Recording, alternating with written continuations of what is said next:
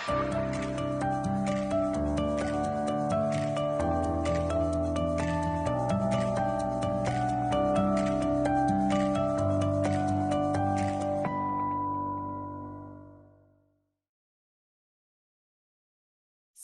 good afternoon to all here online as well as in Tel Aviv. Unfortunately, we cannot see the auditorium, but we will see the speakers. I'm Simone. I think most of you know me by now. I'm from the EPFL Innovation Park and I manage Tech4Eva. Today's agenda is a very interesting one. Gila will be our master of ceremony today and lead us through the discussion. We have two super interesting topics, one on menopause, redefined transformative innovation, and the second one on accelerating innovation in women's health through partnerships with corporates and hospitals. We're also very lucky to have two of our alumni speaking on those panels. And you will, of course, also hear from our current cohort speakers. We have some pictures from them, so you get to know them.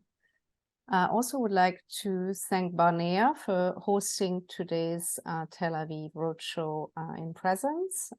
So those in the auditorium, don't forget there will be some networking drinks afterwards. I also would like to thank Gila Tolub and Impact 51 for helping us design the program. So it's been a great collaboration between the three partners here. Tech4Eva is an innovative platform in Switzerland for disruptive femtech startups worldwide to join forces with forward-thinking corporations to advance and improve technologies related to women's health. Our main goal is to accelerate women's health innovation. Tech4Eva is based in Switzerland, but is a global equity-free international startup acceleration program. We have a global reach through our network partners that are all around the world, from the US to Asia to Europe, Switzerland, of course. We offer to our cohort great knowledge through specific workshops, events, visibility, and a network through our mentors and network partners, as mentioned before. We also aim to be a community and like to raise awareness on the topic of femtech. 3 years ago, we were not where we are today. So I think we can all be proud of where this sector has gone. We have companies from all areas of the woman's journey, starting from the period health products to pregnancy, fertility solutions, menopause solution, mental health, well-being, prevention, oncology, and many more areas. Tech4Eva has now been in its third year of operations. This year we had 147 applicants from all around the world, 40 countries. A majority of the founders are women. That will not surprise you. So we're seeing a growing traction on the subject, which is great, of course, for our accelerator as well. Here you can see a highlight of our Israeli companies that have gone through the accelerator program in 21 and 22. Unfortunately, this year we don't have any Israeli companies, but hopefully again next year, if you apply, we'll have again some Israeli representation.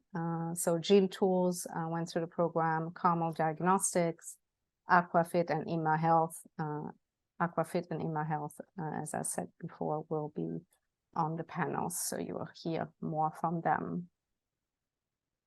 This year's cohort, we have 16 startups in the main cohort from the UK, Switzerland, America, North America, and Europe.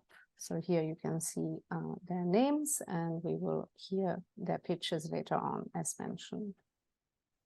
This year we decided to also have a pilot cohort for the Global South region because we had so many applicants from these continents for solutions to help the needy in those countries and continents. So we hopefully will see more of them next year as well.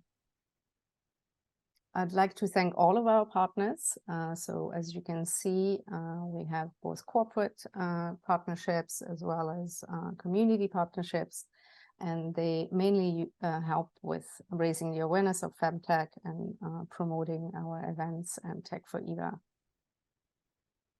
So now, last but not least, I have the pleasure to introduce Gila. I think most of you know Gila as well already, but she's a very passionate woman about innovation and healthcare. We met last year in Paris and discussed having this roadshow in Tel Aviv. And here we are today. So I'm very excited to give the floor to Gila. She was previously working at McKinsey. Now she's a growth advisor to many startups, including IMA. And she's also a guest lecturer at the Hebrew University of Jerusalem, amongst many other things I'm sure she's also doing in her private time. So Gila, the floor is yours. Gila will be here in a few minutes, so we just take a break. Okay, should we, maybe we can share the first video set then? Okay. We change the order. Ariel, if you can launch the first group. So here's the first group of the current cohort. We have video pitches for you.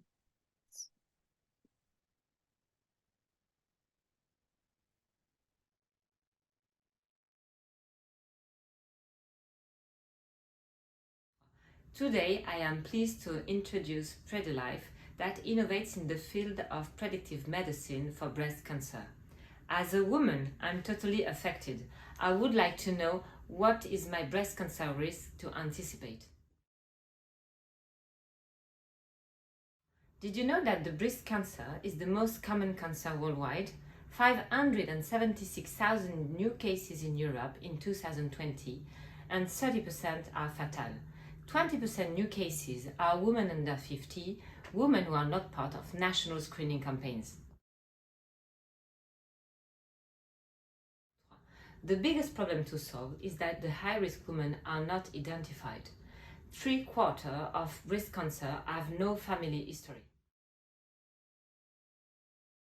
We have the answer to this issue. We identify women at risk.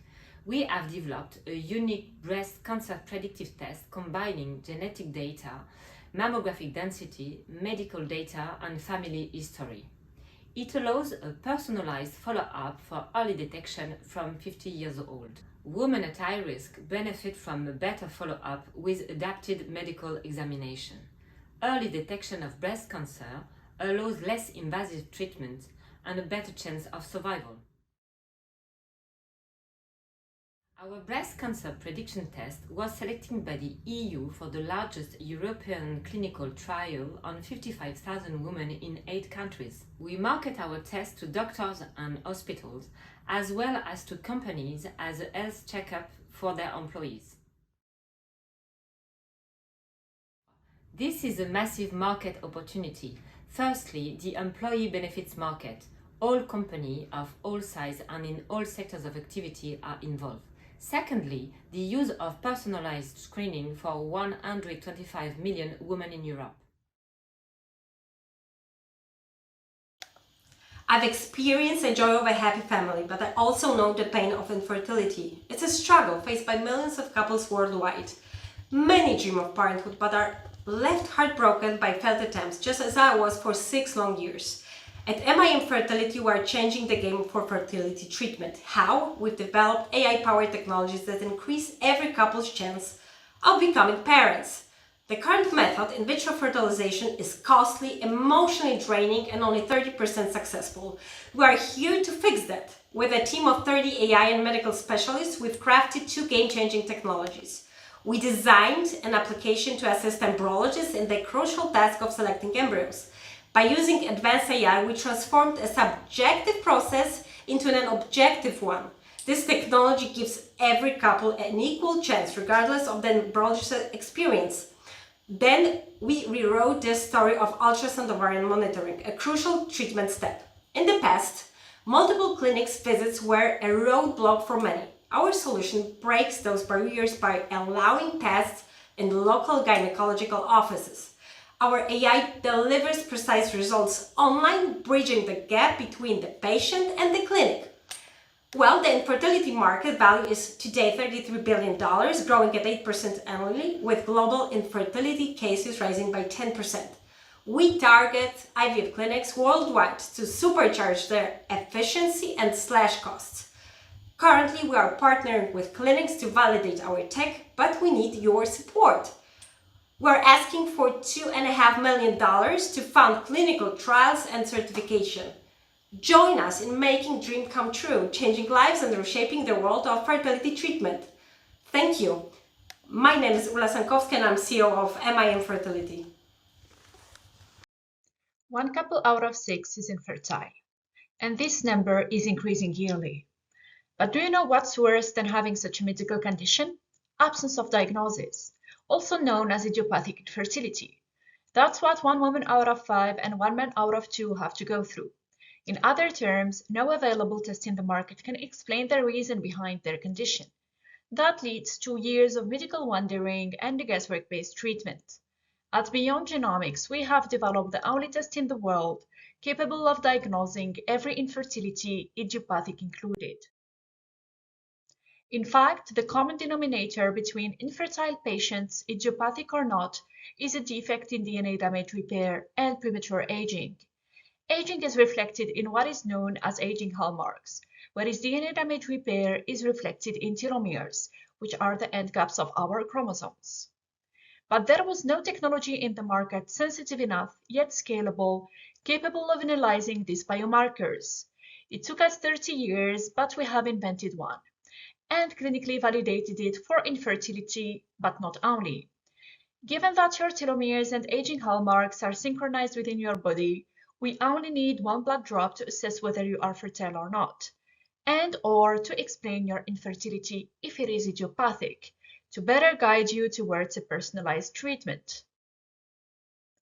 Our technology is the market leader in telomeres analysis and is patented internationally and nationally granted, clinically validated for infertility, among others, and ongoing FDA approval.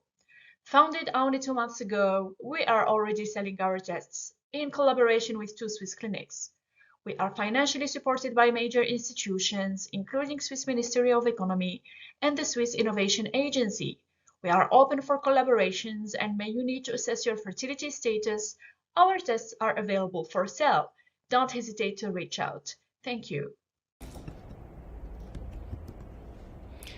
I am Monica, co-founder of Marina MedTech, and our goal is to boost IVF success. 190 million people worldwide are affected with infertility. And in vitro fertilization, one of the preferred infertility treatments, has success rates below 40%. The process is long, 3 cycles on average, expensive, 10,000 euros per cycle, and emotionally devastating. 50% of patients give up. The leading cause of IVF failure is embryo transfer, which depends on 2 main factors: embryo quality and uterine readiness for embryo transfer. Nowadays, producing and selecting high-quality embryos is possible, but there is no way to ensure the uterus is ready for embryo implantation. We have developed Synchrony, a first-in-class medical device that detects uterine readiness for embryo transfer. Unlike the standard of care, which is counting days, or the available test needing tissue biopsies and days for results, Synchrony is accurate, non-invasive, and results are immediate. Synchrony is based on detecting a new patented biomarker of uterine receptivity and using a machine learning-powered decision support tool, allowing highly effective embryo transfer. Our business is a monthly subscription for the device and software, and ultra-thin probes are sold as single-use devices. Our initial clients are private clinics in Europe, Japan, and the USA, with an addressable market of 2 billion euros. With a target launch in 2025, the next step are optimizing the technology, completing pre-series manufacturing, and conducting a pivotal clinical trial for CE marking. Synchrony aims to become the newest standard of care in embryo transfer procedures, and we shall open a new round in Q1 2024, and we invite you to join our vision that women undergoing IVF need a single IVF cycle to achieve a successful pregnancy. Thank you. Welcome to MENA, the smartest therapeutic wearable period. If you'd like to have an impact in probably what is one of the largest markets within the femtech sector, then MENA is that impact. It uses a proprietary form of microcurrent technology that addresses the root cause of period pain, not just the symptomatic relief. Using an AI algorithm on app-based software, it hyper-personalizes to the user or individual's needs rather than just a blanket approach for symptomatic pain relief. This is the next phase of healthcare. This is the future of healthcare, and this is the future of the consumerization of healthcare. It addresses a market that affects a large proportion of particularly younger girls globally, that has an impact in both their social economic status as well as things like schooling and work and days missed of work and productivity. We are ready to bring this product to market and can bring it to market within 12 to 18 months, but we'd like to find the right commercial or investor partner to do so. So we'd love to hear from you. We're looking to raise around 2 million USD euro to make this happen. Please get in touch and we look forward to hearing from you. Hi, my name is Amila Radita. I am a neuroscientist and the co-founder and CEO of Samphire Neuroscience. At Samphire Neuroscience, we're trying to address the fact that most women won't have solutions for their women's health needs that have been neglected before. We believe that menstrual health is mental health. In fact, 4 out of the 5 concerns that bother women the most around their periods are mental rather than physical, such as low mood, anxiety, irritability, anger, instability, and throughout. We know that about 82% of women self-identify as experiencing these symptoms based on a survey of over 32,000 women in the Netherlands. Furthermore, we know that the average woman will lose over 23 days every single year of productivity every single year just to PMS symptoms alone. And if any of that sounds surprising, it's because 76% of them would never tell their boss that that's the case. And so because of that, we developed the Samphire headband.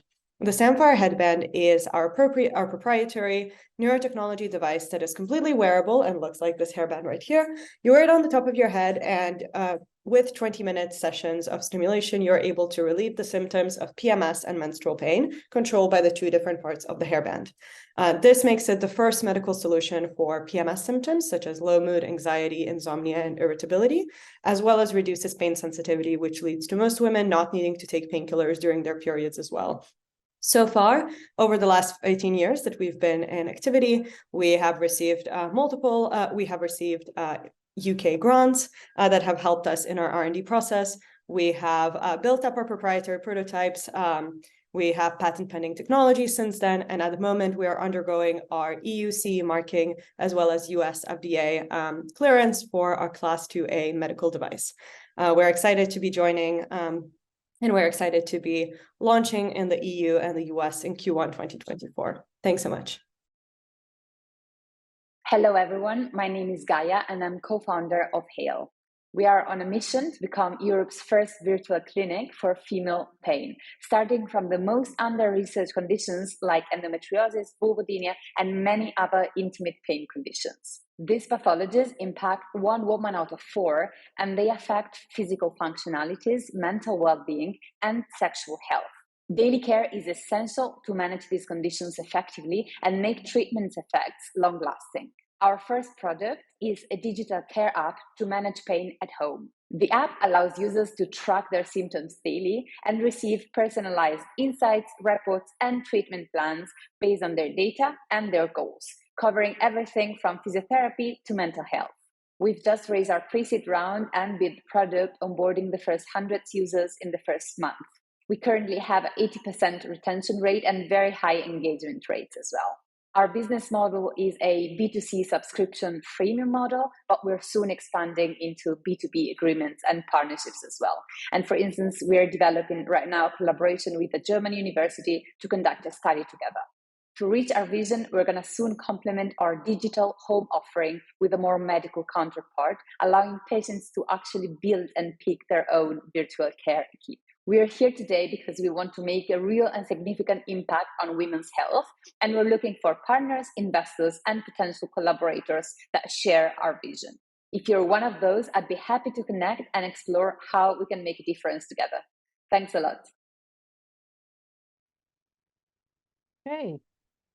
That was our first batch of presentations. Now I think Israel is ready to start. Already. Yay. Hi. Simone, how are Hi. you? And hi, everyone online. Good. Sorry, I'm just looking for the full screen. There we go. So the floor is yours this time, Gila. Thank you. Hi, everybody. How are you? Good. Nice to see everyone. Hi. Nice to see everyone. And online, can you guys hear us well? Yeah? We don't see anyone online. Only Simone was brave enough to open her camera, but we're happy that you've joined us. So thanks, everyone, for being here. What we wanted to do today is we're going to hear, you saw the first batch of cohort members from Tech4Eva. And I think Simone has introduced Tech4Eva. Did you know Tech4Eva before this event? No? Okay, so I'm glad you're here. And there actually has been a lot of, there have been a lot of Israeli companies that were part of the program in the past. And you're going to hear from some of the alumni of the program that are actually here tonight as well. But this year, unfortunately, no one in the cohort. Maybe next year, Simone, huh? Okay, good. But it's based in Lausanne, and they're doing great work with a lot of companies globally. So that's why we're very happy to have this event in Israel, and it's happening. This event, the same event, is happening in multiple places in the world. Some of them are fully online, and some of them are hybrid, like this one, because we like to see each other here in Israel, and we don't really love to see each other on Zoom as much. So we have two panels planned for tonight. One on menopause and all of the innovation, the great innovation that's happening, but also some of the latest research on the science itself. Because if there is an area of medicine that I'd like to see more basic research on, it's really women's health, although brain health comes really quickly after women's health. And the other panel is going to be on partnership for success. So accelerating innovation also means being able to create partnerships at all stages, early on for research and development, but then also for commercialization. I was actually on the Zoom watching the short videos from the cohort members, and I liked how some of the CEOs were actually very clear. Here's what we're looking for. We're looking for partners. We're looking for investors. So something is very important as well. So great to meet you all. We're starting with the menopause panel. So if I can ask our panelists and our moderator, Liat, to come up. And Liat, you can maybe introduce yourself and the panelists as you go on. Do we need this? The thing that, yeah, so, okay. Simone, can you hear us when we don't use the mic? No. Laura?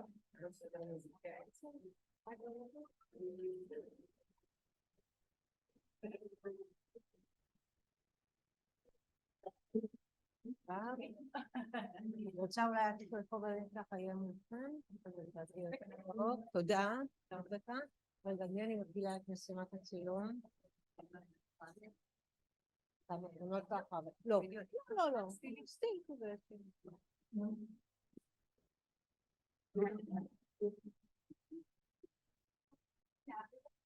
כן, אבל צריך. Can you hear us well? Simone? Yes. Okay, so we can start. So hello, everyone. My name is Liat Alon, and I'm super excited to lead this important panel with three amazing women. Thank you for coming. It's a pity that we have only 30 minutes about such an important subject like menopause, but we will try to do the best to maximize this panel potential. So instead of me presenting you, we will start with a quick round of introduction. Each of you, please present yourself in 1 minute, and we will start with you, Dr. Shaklai Sigal. Hi, nice to see everyone here. and thank you for inviting me to tell about myself and what I do. I am a senior endocrinologist in Ichilov, Tel Aviv Sourasky Medical Center.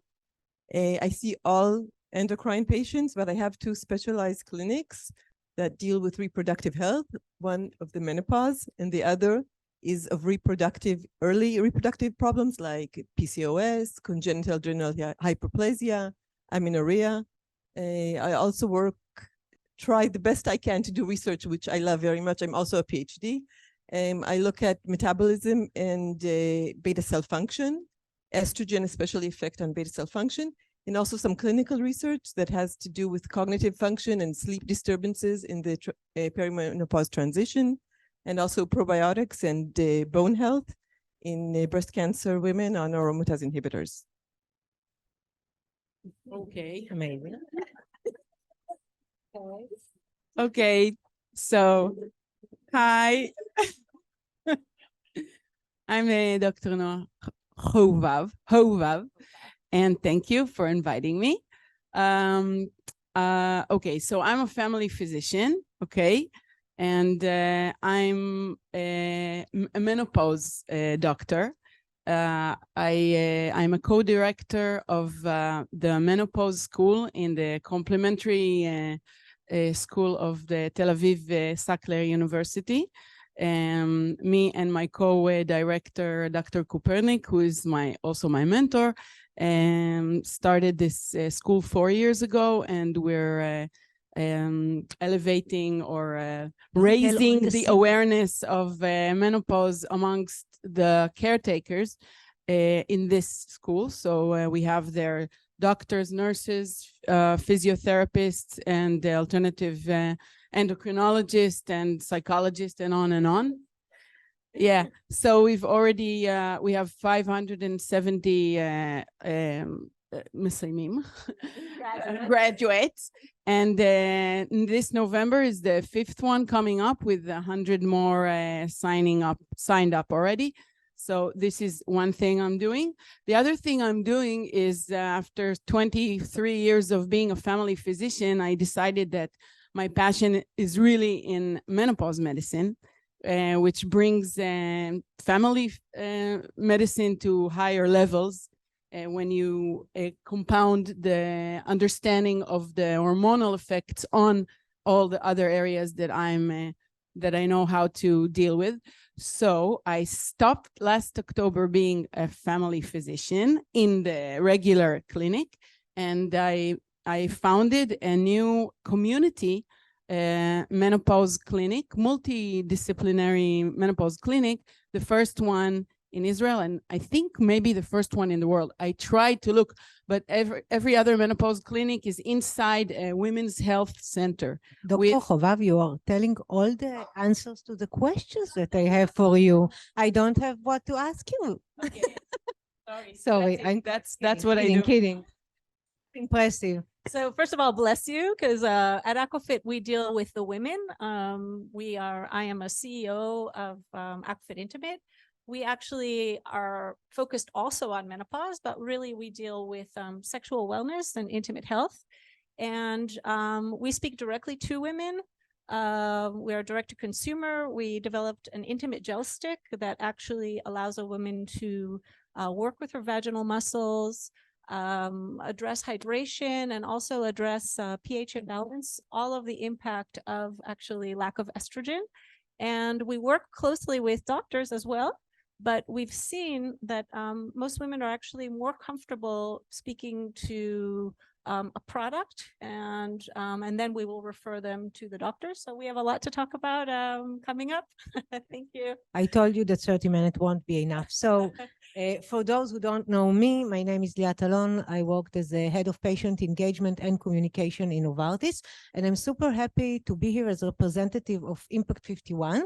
This is the first startup studio for women, and I was lucky to participate in their first cohort, which was deal with menopause, of course, and together with the team that I'm part of, we are trying to make our dream to help with menopause to reality. So wish us luck.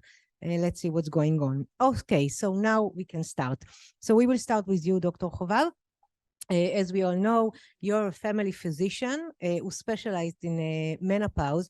And I guess that you will agree with me that if I say that the first instinct that we have when we think about whom a patient that suffer from symptoms which can be related to menopause should apply or speak with, it will be with her OBGYN. So I'm interested to hear your opinion and your point of view on what is the general practitioner role in managing menopause and why. Okay, so I would have to talk about my journey into menopause and how it went. It actually started around 20 years ago as I was a resident in family medicine, which takes 4 years. The third year, I was already like I knew what to do, and I encountered Dr. Kopernik in my round in my rotation. Thank you. In my rotation in OBGYN. Okay, so I went there because I love OBGYN, but I understood that it's a too hard life for me. So that's why I became a family physician. And then I said, okay, let's do 3 months. Kopernik was such an extraordinary teacher that I just followed him wherever he went all week long. And on Tuesday mornings, he had the menopause clinic, which I didn't even think about ever before that. I actually was afraid of endocrinology. Seriously, it's really hard. And then we sat together in the same room next to each other, women in menopause, perimenopause coming in, and together as a family physician and OBGYN, we talked to them for half an hour. And this is when the magic happened. And this is my eyes shining from there. It was 2003, as we realized that our joined forces, as me, a family physician who knows all about hypertension and diabetes and new medications for diabetes, and maybe combining 2 different medications for lipid lowering, new ones that just came in, or maybe addressing musculoskeletal problems that she has, like, I don't know, plantar fasciitis or disc problems, and a little bit endocrinology, a little bit osteoporosis, all the things that are our bread and butter, and combined with the hormonal aspect of my colleague, OBGYN, who is, top of the art knowledge and knows how it affects, and not as much as you do, but as much as we need to address the woman. And the combination, the joint forces, just the woman felt like there's not a question she can ask that can't be answered. So they would leave like this. And that's when we understood that that menopause medicine is primary. It's primary medicine. Every general practitioner should know menopause. Next thing, I went back to my clinic. I mean, I was there most of the week, right? This was only Tuesday morning. And then I started seeing the patients. I have a few examples, but to explain to the audience how a family physician encounters menopausal women, not necessarily with vasomotor symptoms, and should know how to catch them and understand that they're there. Just one example, okay? Before we move on. A woman comes in and she tells me, listen, I've known her for like 15 years. I need SSRIs. I am depressed. I don't like my job anymore. I want to get divorced. Give me some Cipralex. I need it. All my friends take Cipralex. And then I look at the chart. She's 48.5 years old, okay? And then my next question was just like, are your periods regular? And she's like, I haven't had a period in 6 months. Boom, she's perimenopause, okay? The depression, she didn't even tell me about hot flashes. Just one example. And this is when I started seeing all of them, all of the examples, like many a day, which other family physicians, if they didn't have the awareness, they would send them everywhere to consultations, to tests, to blood tests, to admaya. So Yes. it also changes geographically. Like in the UK, you will never see a gynecologist for menopause. I know. So Yes. it's very divergent. Yes, but I think it's very important Canada point that also. Canada Can you also. make sure to hold the microphone so we Yes, can hear? so I think that what you mentioned here, Dr. Chovav, it's super important because you just explain us why general practitioner can and should treat women in menopause, because it's reflect all over the body, and that's exactly what I want to ask you, Dr. Shaklai. Yes, so as we already heard, the women in perimenopause experience various of symptoms. As far as I know, there are more than 40 different symptoms. Crazy number. And I know that you truly believe in the need to treat women in a more holistic approach. So if you can elaborate, please, a little bit about your point of view and vision, and why do you think we need to treat more holistically? First of all, I want to state the obvious. This is not a disease. Menopause, it's a stage of life, and it has many symptoms because of hormonal fluctuations or reductions as they proceed. And it's very important, just like Noah said right now, they can present you in every different aspect, in every different way. And they reach orthopedics because they have joint pain.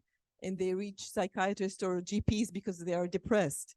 And we see them because a lot of times they come to the gynecologist because they have vasomotor symptoms. You can see them presented in every possible way. And so when you see a woman, you have to, first of all, map out what's bothering her. Why did she come to see you? And all the things that she didn't even know that are relevant. So first, it's a journey to understand the woman in the context of her medical scenario, what disease she has in the background, what drugs she's taking. And then, only then can we plan further treatment for her to see what are the implications for her future health, her bone health, her cardiovascular, her cognitive function. And last of all, what does she want? Because not all women want the same thing out of treatment.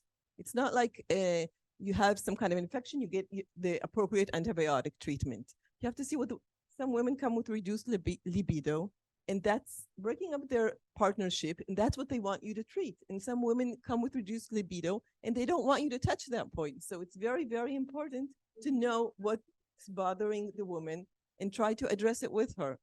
And then some women want hormones, some women want other medicines, some women want alternative medicine treatments, some want a combination. We have to find out what's right, and then we can approach it. And it's very important that we all work together, all the people taking care of the woman. Yes, and maybe Dr. Shaklai, it's because women would like to know what's happened to them. Maybe sometimes only the answers. It's something that they need because they don't understand what the hell is going on. What I'm most excited about recently is that more and more women are coming to the clinic, and they don't tell me, I want treatment. They tell, I want to understand. I want information. That's, I find that's the most exciting thing. Yes. Because they come at an earlier phase, and they don't actually they're not always symptomatic, but they want to know, to prepare, to know what's going on, what's going to happen, what are my options, because that reduces a lot of stress. Great. And Rebecca, I think this is exactly the right time to get some inspiration and hope and hear from you about your startup. I actually want to start with the information side. We're a sexual health company, and obviously, as you just heard, sexual wellness and pain is a really big driver for somebody to reach out and say, well, what's wrong with me?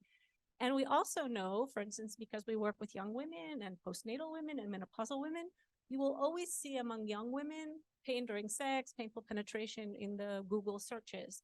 You will see postnatal women also talking about sex. And when you get to menopausal women, it's everything around sex, but they don't use the word sex. When this is actually devastating, because we see this in the Google, they'll say, I'm having dryness, I'm having loss of elasticity, I'm having pain, I'm having libido. So it's very interesting culturally. And exactly to your point, we had seen that because women are uncomfortable speaking about it at any age, but certainly in menopause, then there's a delayed path. There are not many doctors like the two of you. And so what we did is we wrote a conversational interface that any woman can access for free online. We were doing this during COVID. and we sort of used all of the AI and machine learning of the libraries that we saw were open and available. And a woman can self-assess herself in 3 minutes or and less and get understanding of where she's at, and then get referred to either take this pain recognition that we just saw with her to a doctor and be able to start a conversation.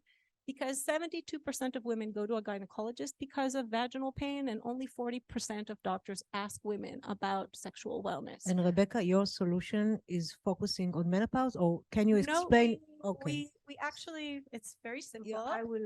You'll have this. But you will explain later on how it's related to menopause. Absolutely, but it's all related to menopause, because what most women don't know is that the vagina is a muscle, and so you have to work it. The pelvic floor is holding it in, and it's a muscular tube. And our vagina is impacted by our microbiome. So what's protecting us against infection is lactobacillus, and that requires a pH that's a little bit acidic, which changes during our menstruation, but also significantly when we don't have estrogen. And the third is, of course, lubrication and other active agents. And so what we've done is we started out by moving all three things into one thing, and we call this an intimate gel stick. And as you can see, it's an advanced hydrogel. So we know hydrogels from contact lenses. And if this is the vagina, what a woman does is she can use it in the shower or take a glass of water in bed. You usually have to activate the self-lubrication. And if this is the vagina, she presses at the base, and working like this is doing three things at once. I told you to be in a session, and we It's, don't have time for it's everything. show and tell Yes. is the best. So So you can see that I'm reaching the vaginal wall, and I'm working the muscle, because it is like use it or lose it. If you don't use your vaginal muscle, it's a problem.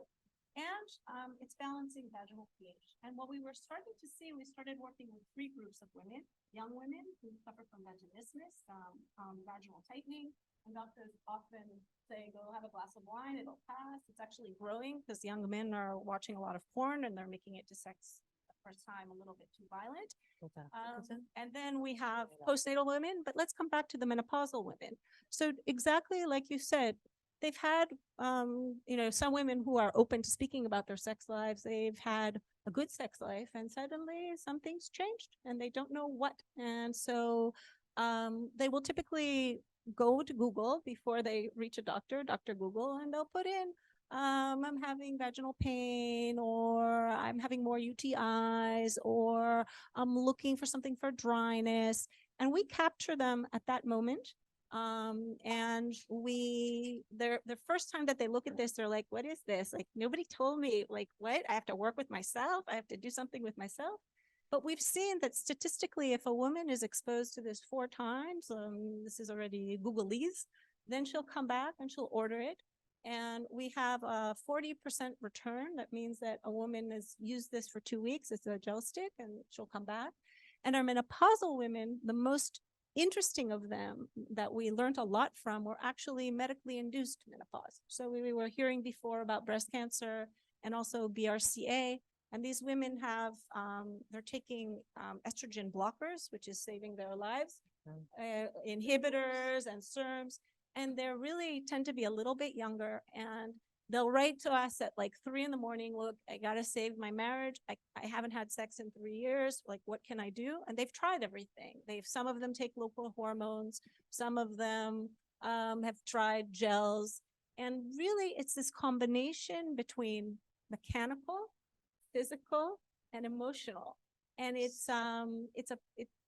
happens because it's pain-free and in women's control.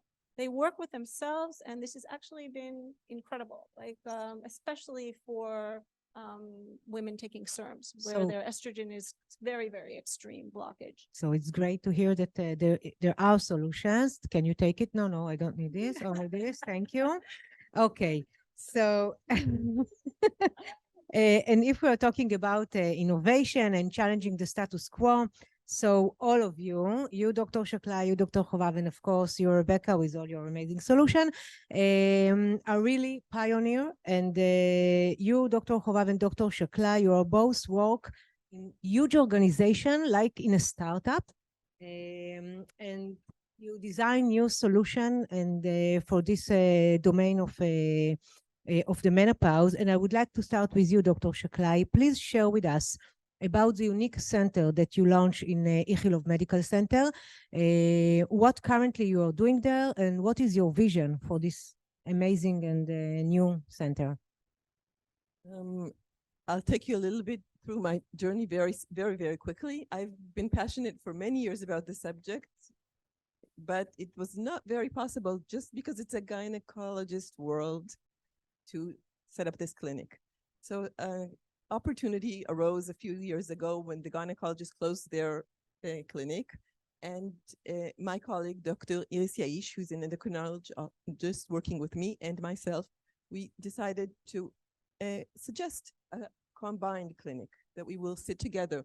A gynecologist, just like Dr. Chovav has been sitting with Copernic all the time, and it was in the gynecologist center. And we sat there together for 1 year, an endocrinologist, one of the two of us, and a gynecologist. And women loved it, just like you said, because it was a one-stop shop. They got everything they wanted.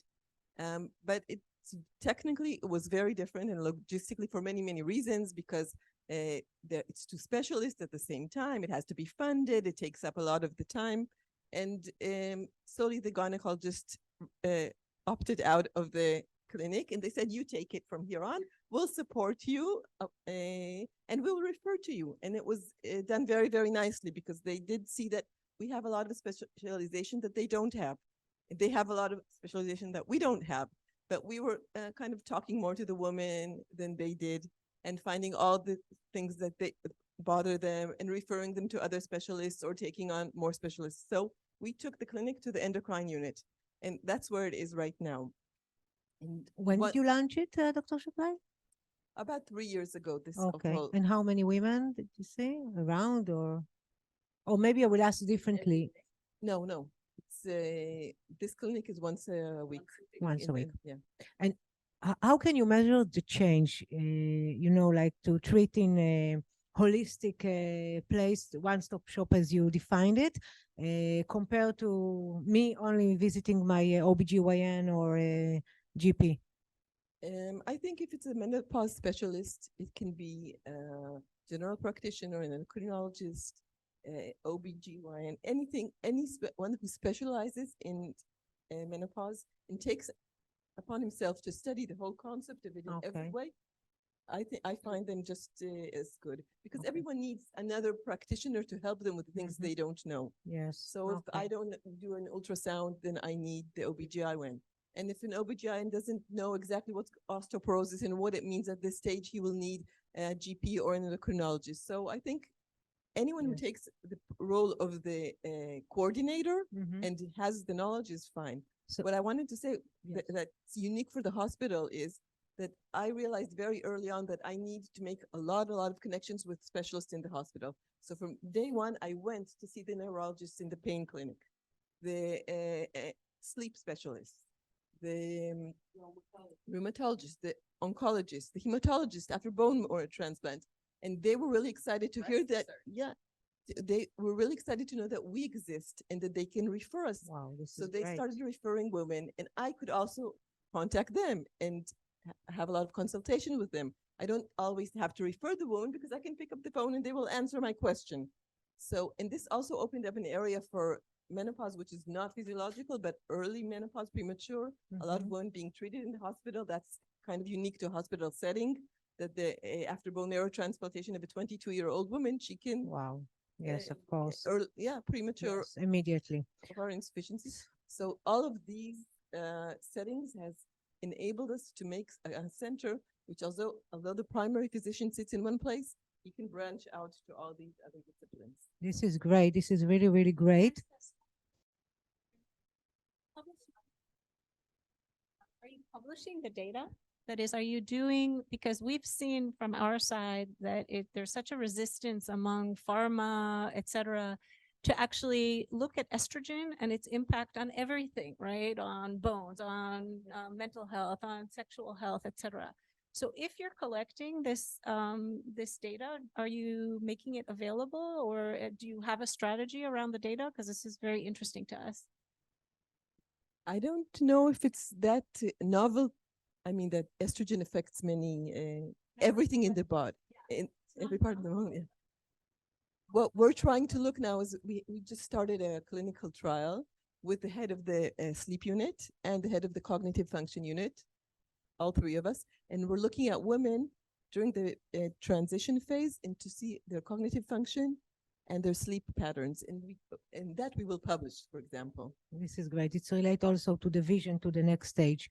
And Dr. Chorav, I know that you're trying to create a systematic change with all that relate to menopause, and you understood that the lack of awareness among HCPs, awareness about the symptoms and lack of awareness on how to treat, that's what motivated you and Dr. Kopernik to establish a new initiative which relate to the HCP, as you told us at the beginning, but I would like to hear more on what you are doing and how do you think it will help to close the gap? So yeah, I kind of blabbered it all before. Never. So Repetition. I'll start with the center in the community, okay? Because it just relates to what you said.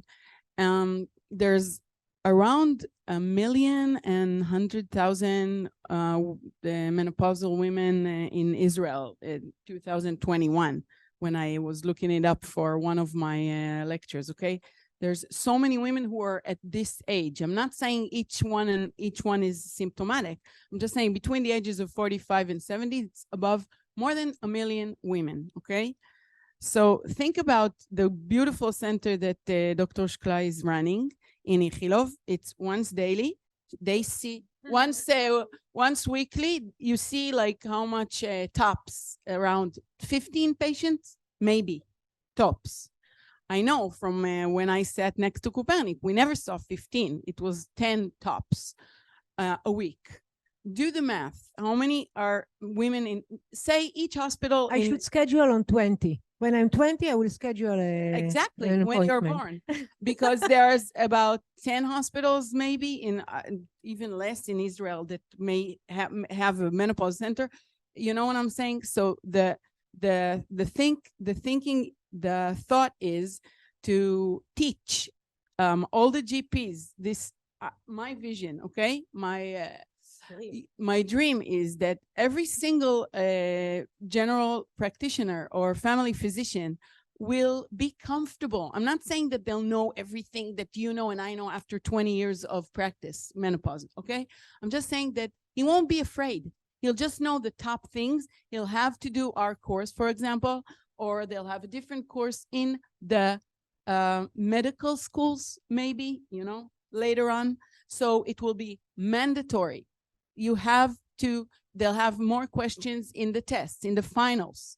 So you'll have to know menopause. You have to know menopause. Why does everyone know that, diabetes, they have to know, but why does everybody know perion, like fertility, yes, and how the baby moves when it comes out, and all these things that most of them won't use? We saw it even in the solution that was just presented here in Tech4Eva. Most of the thing was related to fertility. I saw none of them was related to menopause, unfortunately, but maybe next year. To end it, it's just starting. It's half an hour is nothing. But I'm saying, nothing. if we have to teach all the GPs, they have to come and learn. Where will they learn after the course?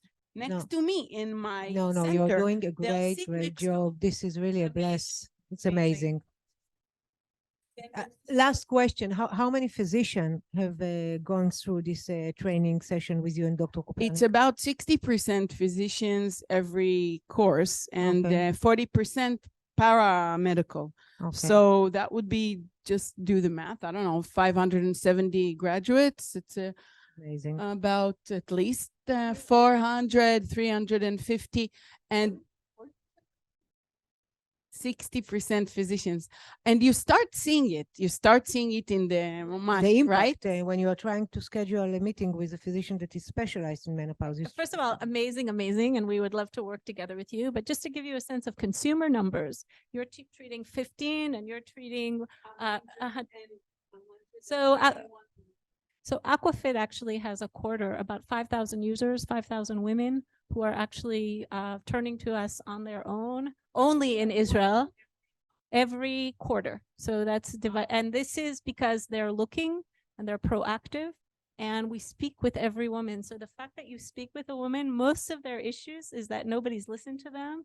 And so we can do a whole lot together. We educate the women from there being proactive about themselves. It took us a while to realize that we're really approaching a very specific kind of woman. We're approaching a do-it-yourselfer, and women tend to be do-it-yourselfers. And we educate the women, and we would be happy to pass them over to you for other things. So I think that we're entering into a new space for menopause. Look, we're the first generation of women that are living 30 years without estrogen. So we're a different animal. And for that, we need to educate the women that are going to live 30 years this way. And also together, we have found more success actually, or more comfort, which I'm sure that you know, with pelvic care practitioners, because they're used to physically touching women and working with their vaginas. But I think that both of you are doing such incredible work, and we would be happy to join forces and in any way collaborate. We did also on January this year, we did a course for all the endocrinologists all over Israel to teach them menopause. It was the initiative of the Endocrine Society. Amazing. So we had in Ichilov a course like that. And it's true that I see only 15, but since I've taught all the other 15 endocrinologists, they don't, about menopause in Ichilov, they also see menopause now. So this is just like, it's a wave. It's a trend. It's super important. I also think that what's so interesting about what you're doing is that the wave, look, we're selling to only 2% of the women who are looking. Enter Google, go into Google Trends, and enter Google Trends Israel. How many women are looking for menopause? You will see that it is almost in the 98th percentile of searches regularly and consistently. And so when you start understanding really the gap, which is incredible what you're doing, but really the reach out to the community is as important as reaching out to the general practitioners and the doctors. Yes, and okay, so Dr. Shaklai. So do we. So I would like us, unfortunately, the time is running, and I would like to have the last round of question, and maybe you can raise it there, Dr. Shaklai, defining issue, because I want each of you to think about 2 sentences that you would like to tell to a woman in the age of 45 to 53, let's say. What kind of message would you like to deliver to those women in 2 sentences? Because I can take your handle. You didn't go to the end of the paper. I'm sure that you will handle it without it. You will handle it without it, because we have additional questions from in the Zoom. So 2 sentences. What is the key take-home message that you would like to tell to a woman in the age of 45 to 53? Dr. Shaklai. I'd like to tell them that what they're going through is normal. They're not going crazy. It's physiology, and that we can help them, and they need to talk about it and come see us. And there are a lot of solutions that we can offer them, and they can choose what they want. And if they don't want, it's fine, but it's normal. Okay. Yeah, it's kind of the same. I would also like to tell her that it's not like going through from your 40s, okay? It's not turning 40. Turning 50 is what we call in Hebrew erua. It's an event. It's an event, and it's all over. It's tsunami. It's 9/11. It's hard, and she's going through a lot. And I'd like to tell her that also it's physiological. It's not only, and she's gonna go through it. It's an ocean. It's waves, and we're gonna help her, and she's gonna get to the other side, and she's gonna be fine. I concur with the 2 of you. I really think, again, it's not a disease.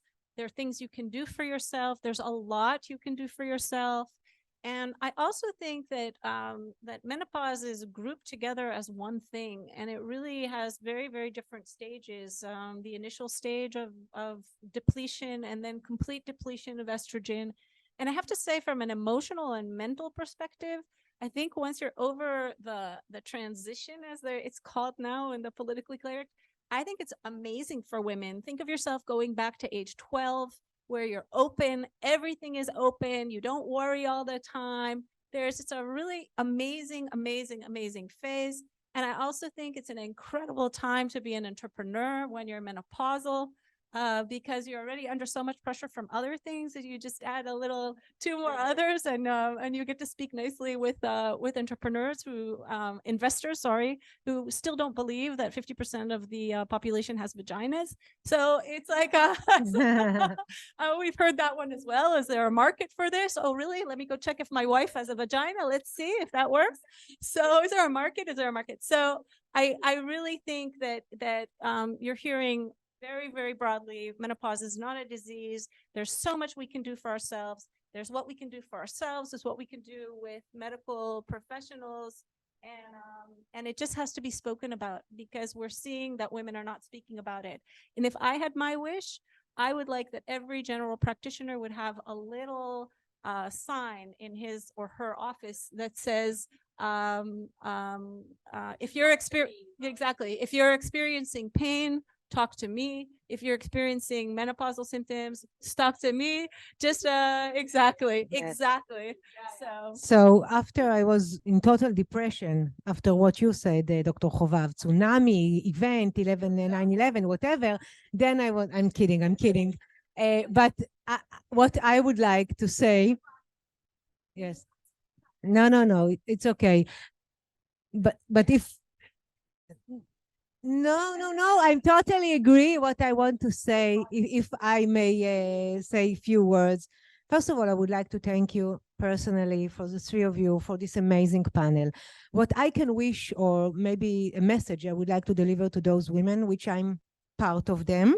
I'm somewhere between 45 to 53. So my message is to be proactive.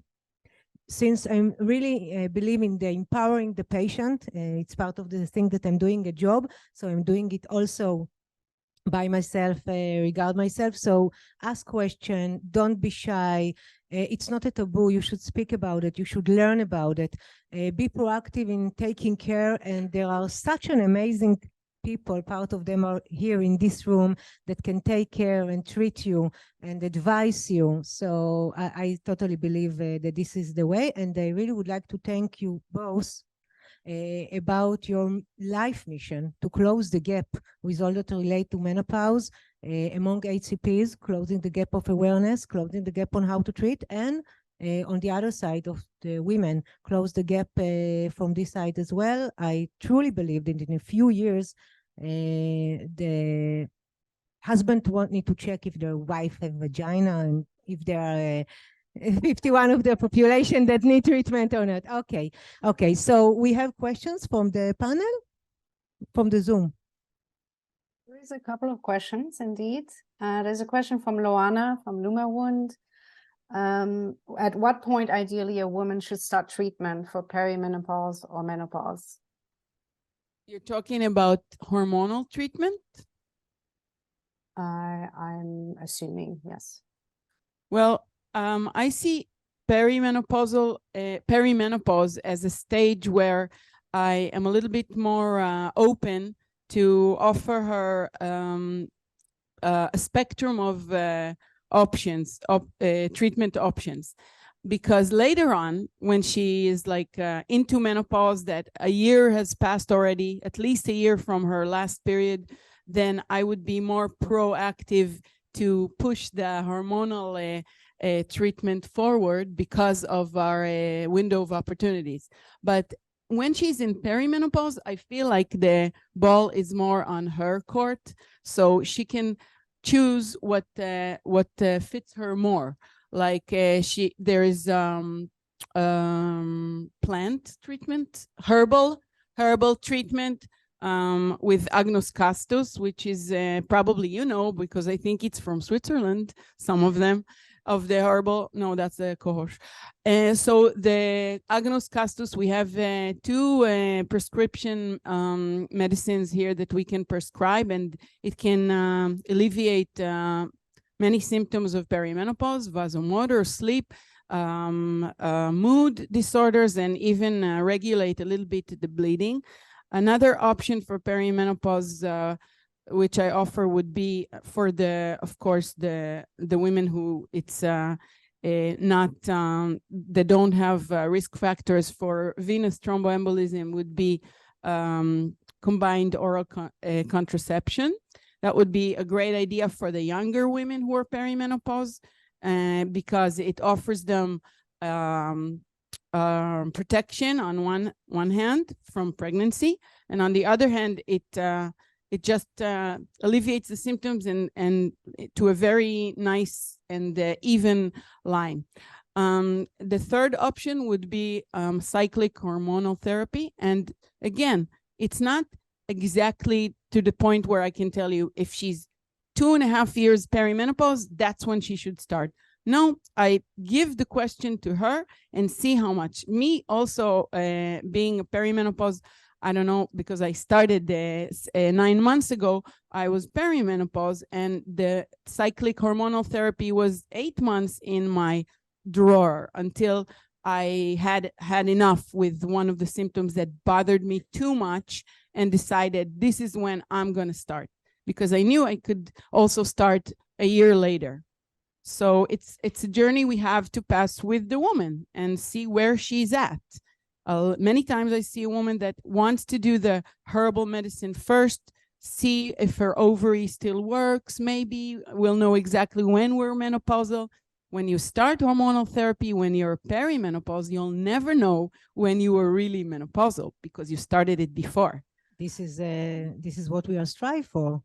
What? This is what we are striving for, that we won't feel it. It will be natural for us to continue. And not everyone, you'll be, not necessarily. There are many women who want to be there, you know, like it reminds me of grief response, okay? A little bit. By the way, all 5 steps of Kubler-Ross of grief response applies here. Amazing. Okay, when you lose someone, so you have the anger, and you have the denial, and you have the negotiation, and then depression, and then acceptance. But here I see many times that women go from stage back and forth, back and forth. I see it on myself as well, because we're aging, you know. So I went back and stopped dyeing my hair 2 years ago. So that was a step forward. I'm not saying I don't want to dye it again in blonde, maybe later. So that would be a step back.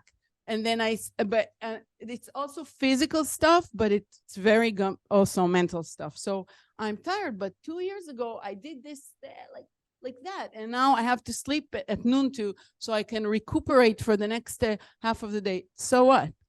Because I'm 53, it's fine. You know, I'm not supposed to be exactly like I was 41.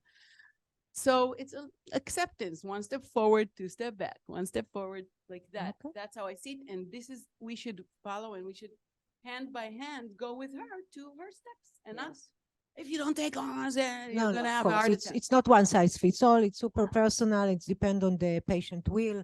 And of course, there are women who have that like POIs.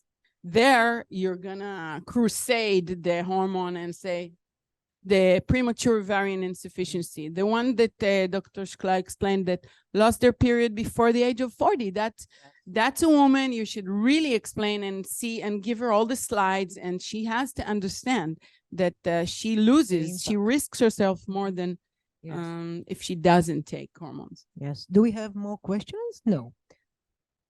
Yes. More questions, but I think we need to move on for the sake of time, unfortunately. We have one question in the room. Go for it quickly, and I'll try to.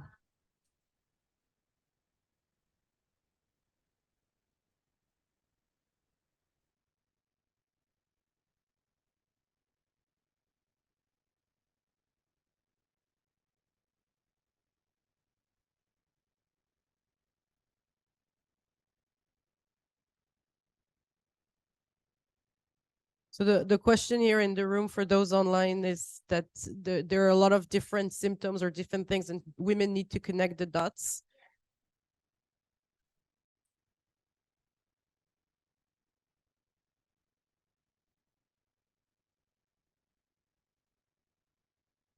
but so as I was there, you can start by going into. Cannot hear you, Rebecca. I don't know if which one is working. First of all, there are digital services like Aquafit Intimate that asks you questions and helps you connect those dots, right? But actually, I think that what you're hearing from all three of us is that women should be proactive. That is, this not being active is something of the past. If this is something that you're feeling not good about, right? Something is bothering you, then yes, every woman at every age of her life should be proactive. Every man as well, right? But I have one tip, okay? Because we have the mean age. The mean age is 45 to 55. If you're around this decade and you have symptoms, any kind of symptoms, it could be vertigo, it could be, I don't know, and especially if your periods are irregular, it might be related to hormonal imbalance. What? That's what I'm saying. But this is, but this is That's beginning. what What we're saying is that this is beginning to become common knowledge, and part of the common knowledge of it is really understanding. And this is, you know, it's in between these different things. So, for instance, some women don't like taking hormones, right? And so, even if a doctor tells her this is really good for you, she won't take them. But there are other things that she can do for herself which are non-hormonal, exactly like you heard. So the information is out there and you have to seek it. And there are currently doctors doing this. There are private companies like ours that we offer this service for free. The connection of the dots is you go in and you say, what's bothering me? And you say, I'm experiencing this and I'm experiencing this. And we help you connect those dots. We do live in a wonderful time of machine learning, and connecting the dots has never become easier. So that's where we're headed. And it's a good segue because I think it takes a lot of partnerships, like you were saying, right? Partnerships with healthcare providers, with AI, with online looking at searches, with the consumer-facing organizations that are providing education. So it takes a lot of partnering. Also with the workplace, by the way. Now the workplace is playing a huge role in menopause awareness. More and more companies are actually talking about it, are giving day offs, and the UK is doing a lot in this field, but private companies in the US are also getting in the bandwagon. So we're going to talk a lot about partnerships now, but I want to thank you, and maybe a round of applause for our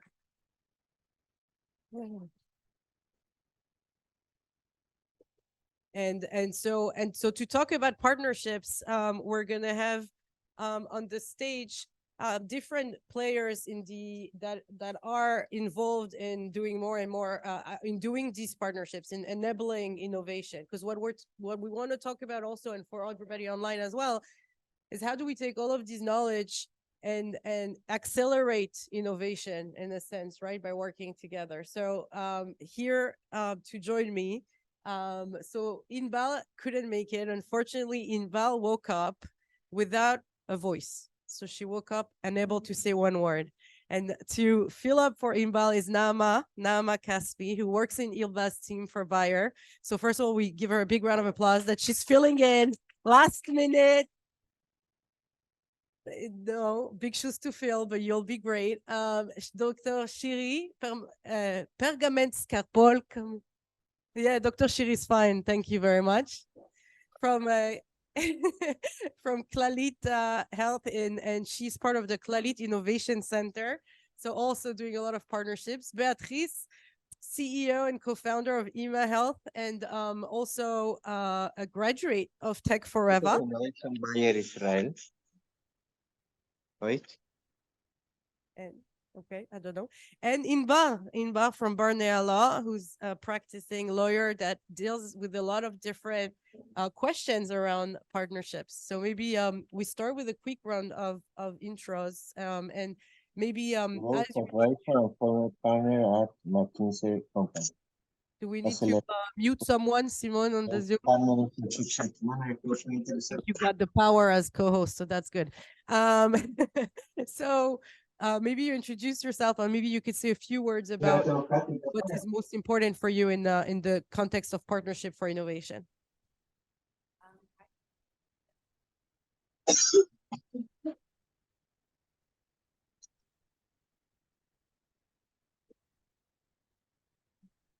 But also thank you for diversity.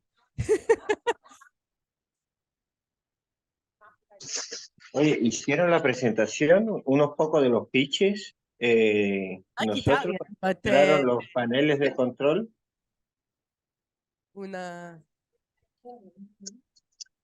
The mic No. is not working. Okay, I'm not sure who is not on mute. Could you please mute yourself? Yes, I'm having difficulties muting. So my name is Inbar Gorelick. I'm a senior associate at Barnea.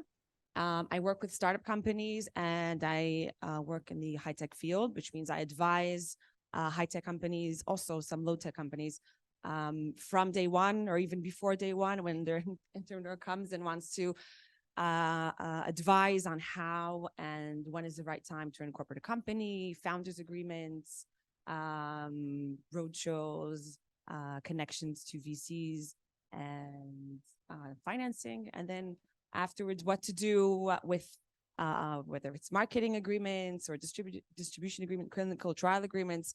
And I do have some clients who are from the Femtech field. That's it. Hi, nice to be here. Nice to recognize some familiar faces here.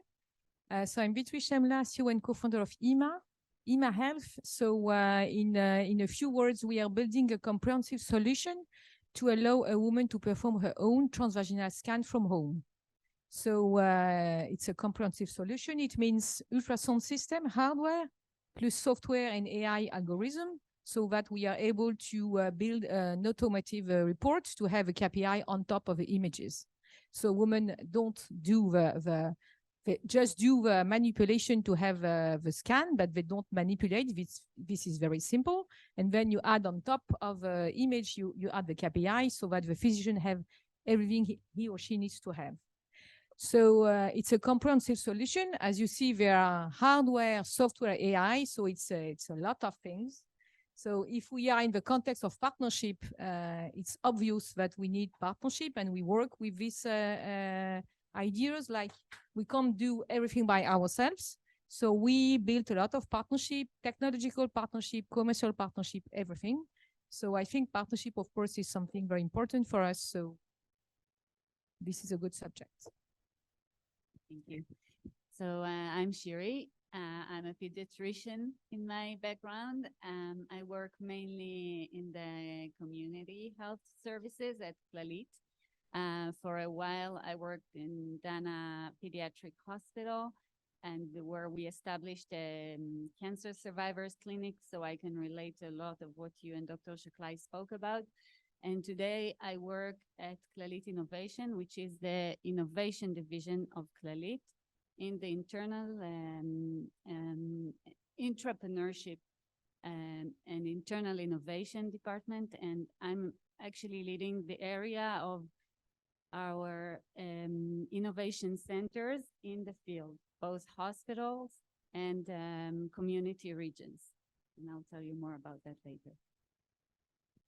So hi, everyone. I'm Nama Kaspi. I'm here instead of Inbal, and I'm project manager for innovation in Bayer. Bayer basically is a life science company. So our collaboration models are also utilizing and capitalizing the different divisions we have in Bayer, pharma, consumer health, and crop science.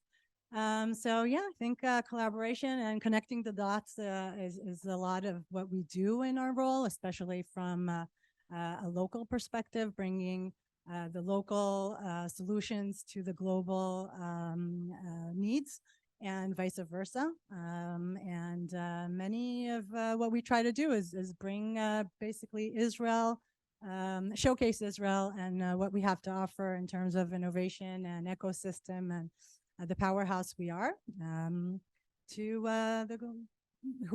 the global needs from Bayer and also other industries as well. So my first question is going to be for Nama and Shiri, actually, on we have a lot of new entrepreneurs or old entrepreneurs, whatever it is, but when's the best time to reach out to a large organization about partnering, about partnerships? When is there a, too soon? Is there or is it always okay? Or when do you think is the right time? And on what topics do you like to be consulted for partnerships? So I think we thrive for every, whenever you want to consult, we're open, and we welcome you, because it has advantages sometimes to come in an early stage and maybe form something together. And sometimes it makes more sense to come when it's a plug and play solution, because we sometimes focus on our business needs, which are to provide better patient centricity and better patient care. So it's adherence, compliance. It's more of the later stage of the product itself.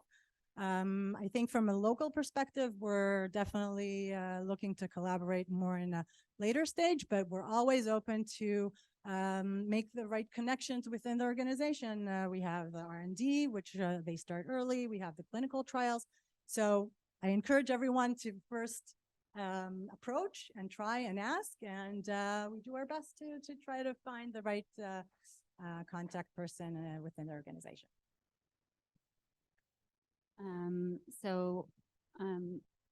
I want to try and reflect the HMO's needs. We've been talking a lot about patients' need, and we need. I must declare this is our first and foremost mission, to take care of patients. Okay, but what I could say about approaching an HMO is that you have to understand who your partner is. And that means that I want to say two things. The first one is that there are a few ways to... Maybe just for those on the phone that are not Israeli, Clalit is an HMO. It's the second largest in the world after Kaiser in the US, with 4 million lives. Nearly 5. Nearly 5 million lives covered. Nearly 50,000 workers, employees, and it's the largest. We actually insure and take care of half of the population of Israel. So yes, I would answer just the same as Naama. We are always open to collaborate, but there are different paths. First of all, my first advice is when you come to knock on our door, you need to carry a mantra in your heart and say 3 times, an HMO is not a VC, an HMO is not a VC, an HMO is not a VC. My money is your grandmother's money. I barely have enough to take care of her, and I wouldn't want to jeopardize it in any way. So,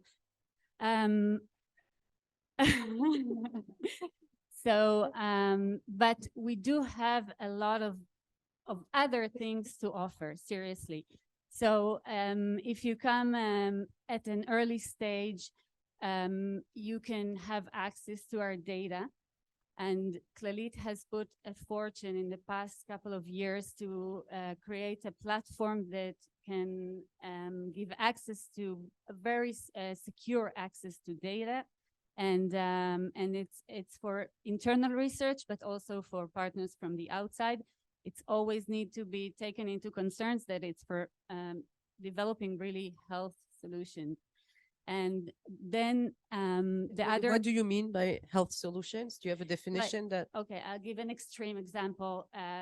We were approached in one of the largest conferences by someone that wanted our data to predict death and longevity in order to decide who not to insure. So that was the business model. Okay, so we are happy for you to make money, but really it has to be about health and promoting health and care. The second, like the basic way, that's one option. The second one is the research. Just come and do research with us, the old traditional way. And then for the more mature startups, we could create today very creative design partnerships. If you are flexible and agile enough to really listen to our needs and not just look at us as a buyer, then we can help you create a better product and a better solution. But you need to be aware of the constraints that we have. Okay, so what we did to, I'll finish with that. What we did to to promote all of those paths, we did three things. The first one, we created an organizational port of entry, a port of entrance with our business development unit that can, just as Naama said, we have the people to listen to your needs and help you make the best matchmaking. And the second thing is that we are growing a beautiful network of innovation centers that are located in our field units, and they can walk you through the process, and they can bring to the table the best of experts. And that's the second thing. And the third part, which is the hardest for us, is creating in as you said, a very, very large, heavy, monstrous, traditional industrial organization to create like green pathways and make the entrepreneur journey much clearer with pre-ready SLAs and with the clear map. And we just actually offered we offered a call for startups to come and try. We're trying to validate it and get the data set and support and so on. So great. you are welcome to come to us. So next time someone tells you Clalit is impossible to work for, don't even try.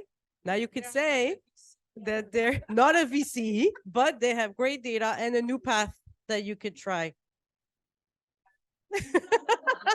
You didn't need to add this. I was really trying here to give it to you guys.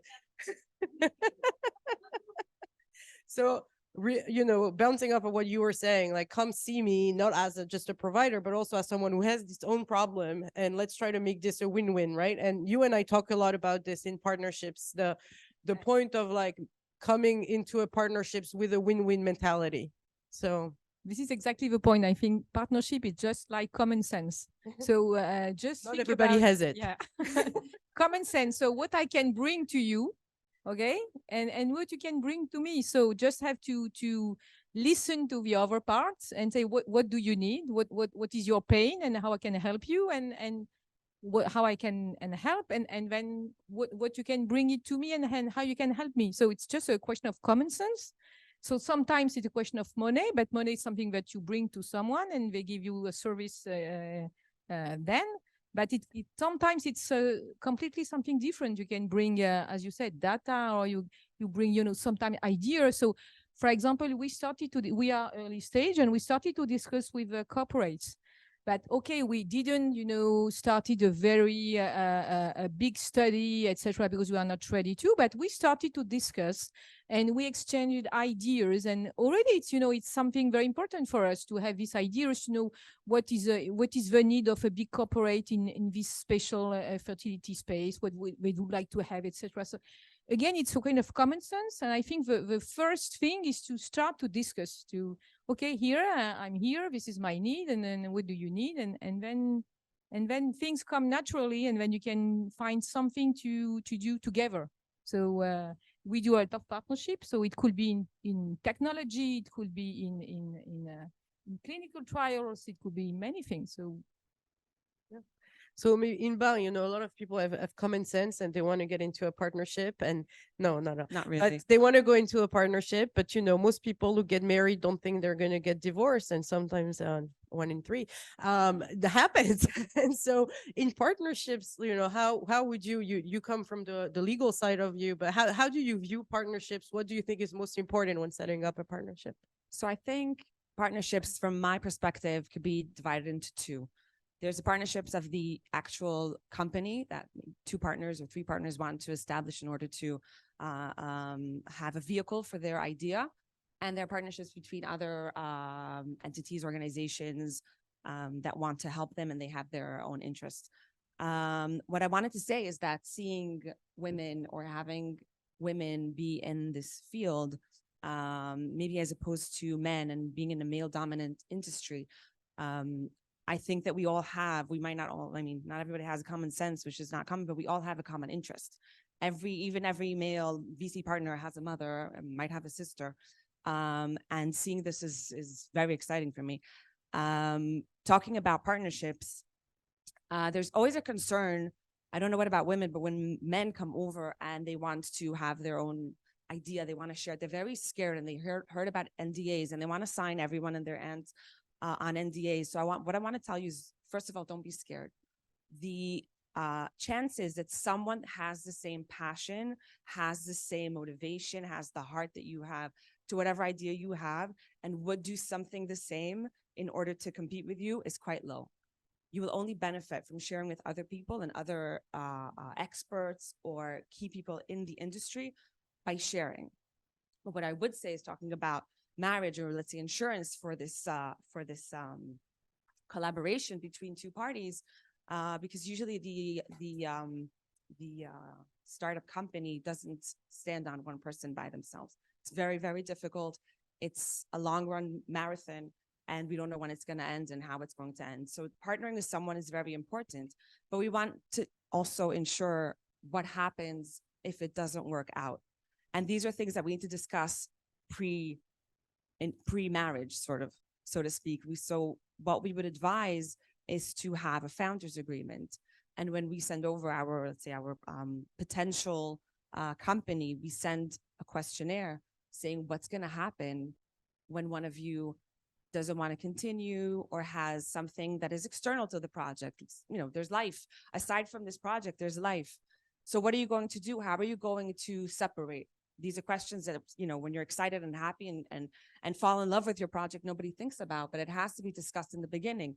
And when discussed in the beginning, there are all sorts of mechanisms that we can put into the founders agreement.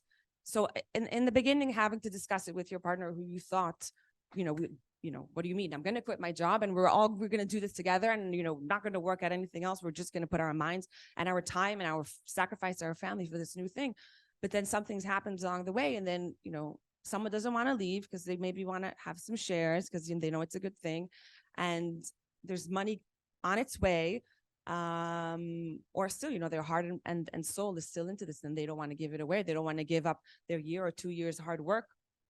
So there are mechanisms to sort of enable also to compensate a founder who wants to leave, or the other party wants him to leave. I don't know if we want to delve into that. Can you talk a bit more about the partnership with other organizations? Sure. So partnership with other organizations, usually we receive an NDA from the other organization because they want to protect themselves, and that's how they're used to working. But I have had a client who's partnered with the Army. There are a lot of female soldiers in the Army, and a lot of them need medical care. And seeing a doctor in the Army can take months and months. And sometimes they're based in faraway bases, and they can't have a treatment or someone to diagnose them. So there was some kind of clinical trial made with the Army, which was very, very interesting. I don't know how it turned out, but so when you go to collaborate with large organizations, I think you from your side, you're interested and you want to do that. But I would say from the company side, first of all, you want to protect your own IP. So think about your intellectual property and make sure that whatever you hold on to stays yours. Okay, that is your asset going forward.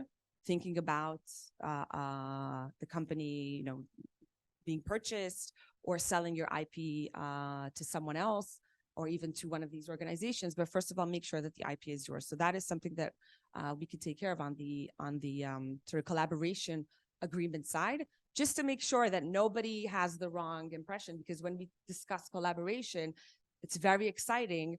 But when we have to split IP into two, or at 50-50, then it becomes a little bit, VCs and other investors don't really want to have other parties owning some of your IP. So you have to also be minded to that. Super. Are there any, success stories or from any of you that you would like to share that others can learn from or it could be, a failure that you want to start with that you think, is a good example of something to think about. Yeah, so bringing us back to the previous panel regarding information and knowledge sharing. So I want to share our social medding concept collaboration. I don't know if you've heard of it, but basically Bayer initiated a joint forces collaboration with tech companies, but with HCPs, innovation. Healthcare providers. Healthcare providers. Health tech drivers and innovation stakeholders to come all together and become more digitally and provide professional content online through mostly social media. Understanding, like you mentioned before, that the patients are there, the caregivers, and the general public, they're all on social media. And, over 1 billion searches of medical information is done over the social media, the different platform channels. So everyone's there. Why not the physicians? Why not the innovation stakeholders and the health tech drivers?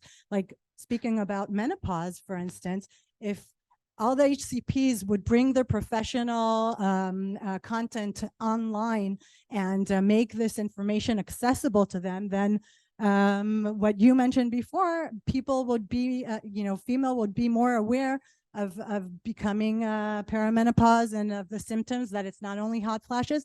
And also, I had a friend that her husband actually suggested, maybe you're in perimenopause, you're acting crazy. So maybe if he had some more information from online resources, because this is the first step in the patient journey, right? Like Google it or community consultation.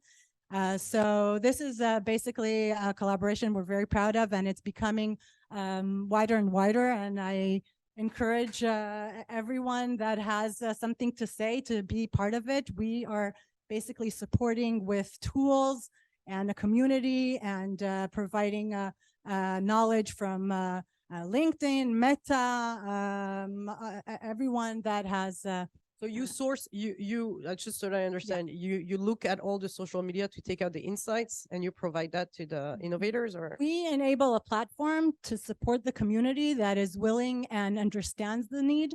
The HCPs, everyone that basically has information to provide. So it's not easy for people. I'm sure everyone, doesn't matter what you do, to be out there and provide content on social media.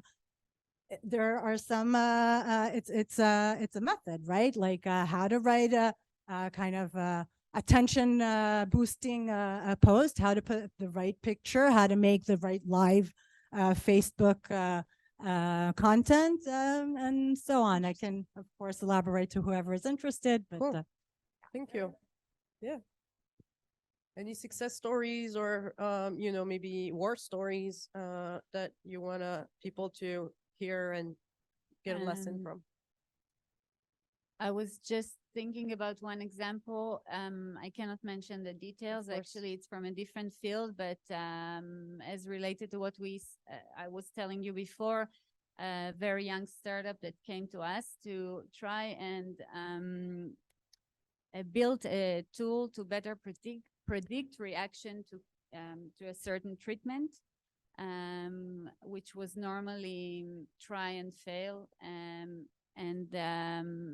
As I said, we took them to one of our innovation centers. They matched them with a clinician that it's a real pain for her, trying to find the right medication over and over again. And they started looking at the data to get a lot of insights from it, and then develop and train their tool. And then they went into a clinical trial with this department to validate it. But the nice part of the story is that I just got a call from another center of ours, which is from a whole different sector. It's from the geriatrics. and they're using this treatment for other kinds of diagnosis. And they want to build with this startup now, that they already have their tool, the patient side app, so that the caregiver can communicate with the patient and actually create the platform for the patient journey and the treatment. And it's a success story because it closed the loop, and it relates to a very, I think, a major need of the HMOs. And I think today we have, and this is where the collaborations are so much needed, because I know we always talk about the patient's need, but we cannot ignore the growing gap between the burden on the healthcare system and the demand and the more complexity of patients, and without an adequate growth in resources, whether it's human resources or hospital beds. So we really need to keep our patients healthy, and if unhealthy, to keep them at home as much as possible. And if at hospital for as shortest time possible. And then what we need to do more, most of all, is to engage them to be a resource for their care management. And this was like, closing the loop. And we're looking forward to see what comes out. Thank you. So Beatrice, can you share maybe some of the partnerships, especially as an entrepreneur, so as the CEO of a startup, where do you think it's been most helpful? What are some success stories, or they're all successful? It's all success story, of course, but it's no, but you always learn a lot from failures. So we have a lot of failures, as everyone. We are starting a lot of partnerships, so it's difficult to take a break and say, okay, what are the lessons we have to take? The point I should say that when you start this partnership, you have to think about all along the way, how do we begin, what will be, what do we expect from it, and if we stop it, and et cetera, et cetera. So I think it's so for example, we do a partnership with a technological partner.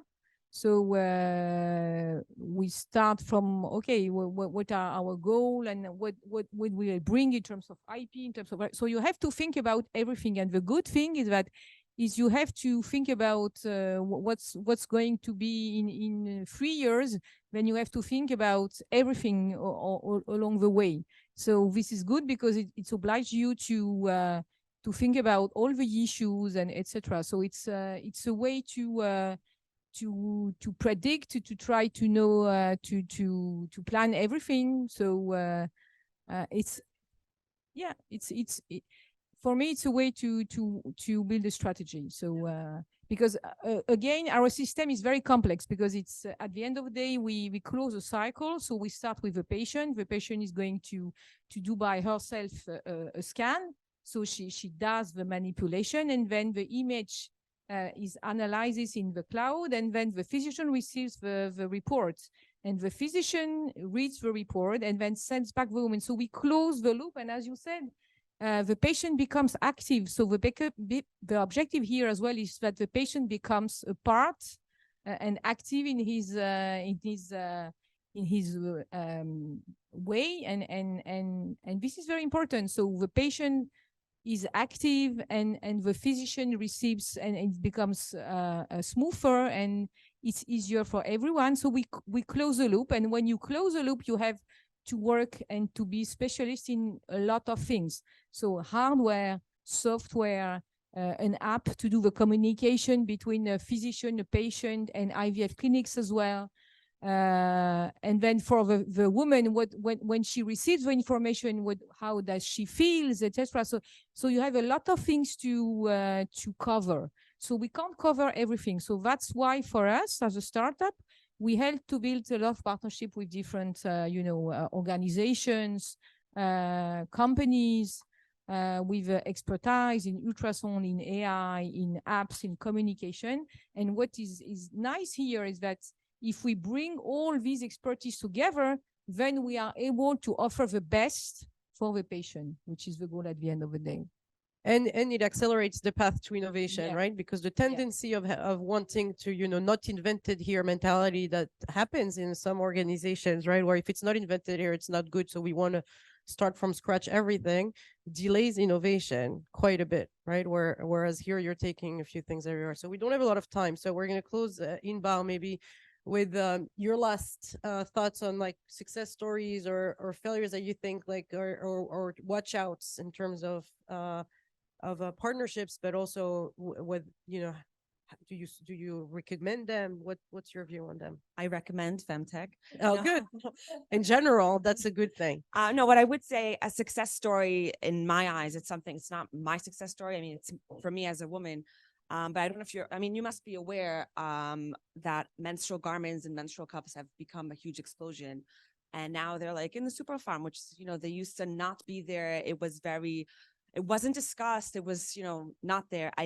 I don't know what happened. I know on social media it's exploding. It's like the first answer for like a mother to ask, what should I give my 12-year-old daughter on her first period? It's like menstrual panties. And it's like, it's been in the world for a few decades now. I don't know if you know, the menstrual cup was, I think, registered as a patent in the 70s. I don't know who knows about it in the 70s and 80s. But now it's like this I didn't want to say that. You said that no, fine. No problem. But now it's becoming mainstream, which is to me crazy. Whoever has it is a hippie mom. No, I'm saying that it's becoming very much mainstream and it's discussed. I think the younger generation also on social media has an easier way to also share what they have because it's behind the screen. So in the same way that we can share negative thoughts and negative comments, we can also collaborate in that way. And women, I believe, don't have a problem to be sort of like the, I forgot what it's called, but the first ones to try out new things. Right, exactly. The early adapters to try out new things, whether if it's to fill in questionnaires, which we do anyway all the time, or to try new products. And I think that discussed menopause before. It was very sad to hear that women in that age don't have anyone to talk to, and they shy away from these things, and they sort of confused within their own feelings. And I really hope that the younger generation, when we reach that age, then we already have all the tools and all the sort of innovation also being realized into whether if it's apps or different products that we can use and share this around the world. Thank you. I always say, my daughter, all her friends know when she's on her period. My grandmother, she stopped a date in the middle because she's needed to go to the bathroom, and you couldn't say you needed to go to the bathroom. So she said, I have a headache, I have to go home, right? So it's a quick shift, right? I would also add in the sort of the financing aspect of this. In 2021, which is, I don't know why the pandemic sort of made a shift in Femtech. I don't know the connection, but I think we stayed at home and we were like, this is nuts. We should do something about it. Because, we existed from the beginning of time, but no one has paid any attention. And so in 2021 in Israel, the out of $2.4 billion in investments in medical and in medical devices and healthcare, only $138 million was invested in Femtech. Meaning, I did the math, it's less than 6%. There's so much to grow. And I really hope that it happens sooner than later. I hate to break it to you, but it's actually 4 to 6% globally. And if you remove oncology, you get to 1 to 2%. So I'll have to read that. Yeah.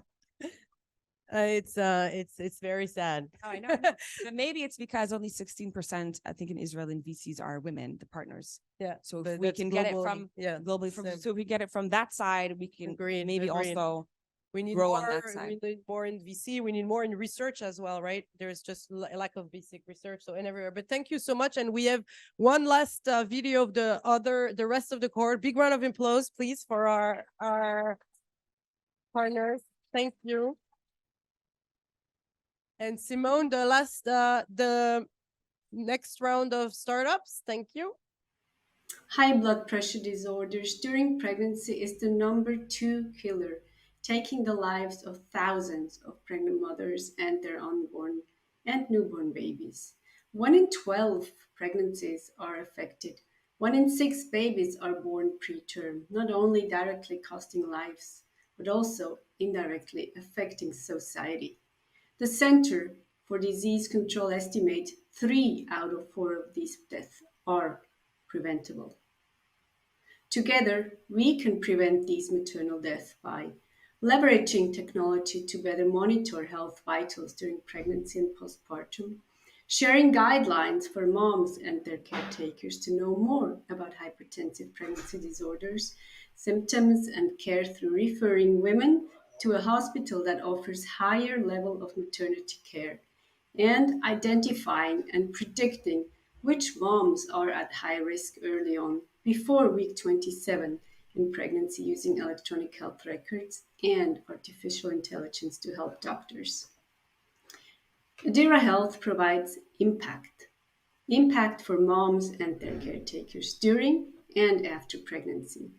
We serve moms in rural regions who face complications and do not have access to advanced healthcare facilities.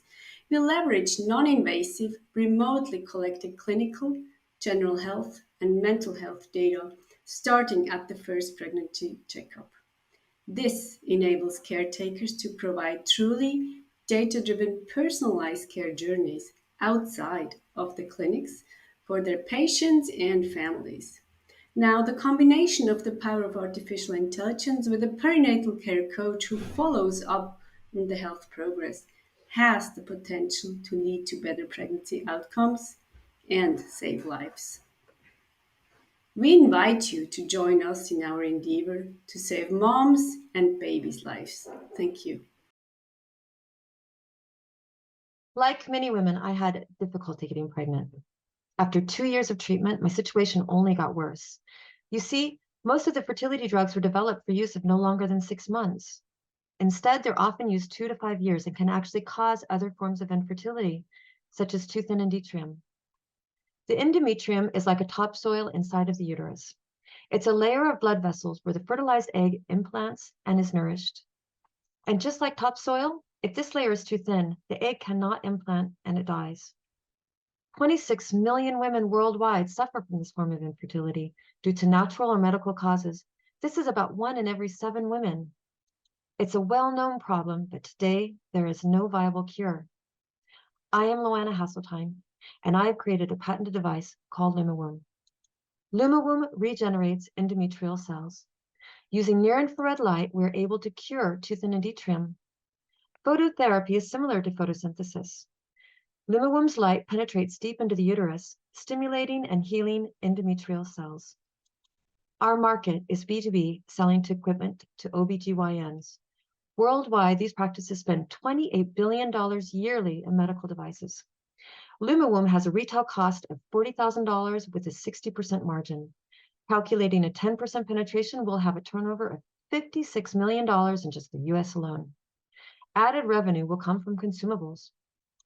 LumaWomb offers clinics a strong value proposal. A one-time investment will provide clinics an annual return of more than 5 times their investment. Clinics will become competitive as their success rates improve, and patients will reduce the number of treatments needed to get pregnant. We are a team with the assets and the experience to facilitate this innovative and low-cost cure. Today, 26 million couples are locked out of parenthood, and LumaWomb's mission is to offer these couples the key to open that door.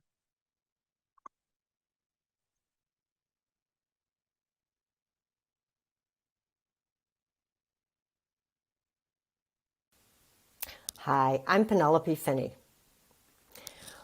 We believe all bodily functions should be treated the same way. We don't carry toilet paper around, so why should we have to carry around period products? We manufacture pads on a roll, a patented product that can be dispensed in every stall as easily as toilet paper. Periods are unpredictable. All women have been caught without a product when they are away from home, when they are at work, when they are at school. As a result, 23% of students don't come to school or leave school because of no period products. And everyone has had a negative experience with the vending machines that are sometimes out by the sink as they are broken, jammed, or empty. As a result, over 20 states have required that schools have to provide free period products.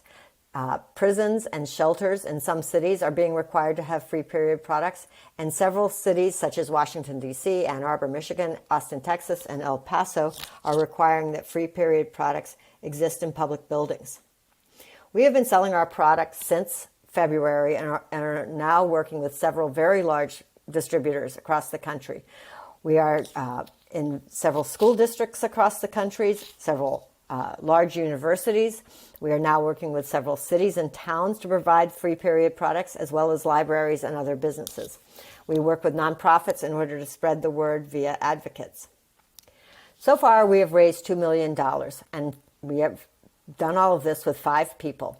With the additional $10 million we would like to raise, we would like to build a non-prototype machine, add some more marketing people, increase our marketing budget, and work globally with the EU and UK, Africa, and Asia, as those are countries that have really expressed a lot of interest. And we would like to work on the patent globally.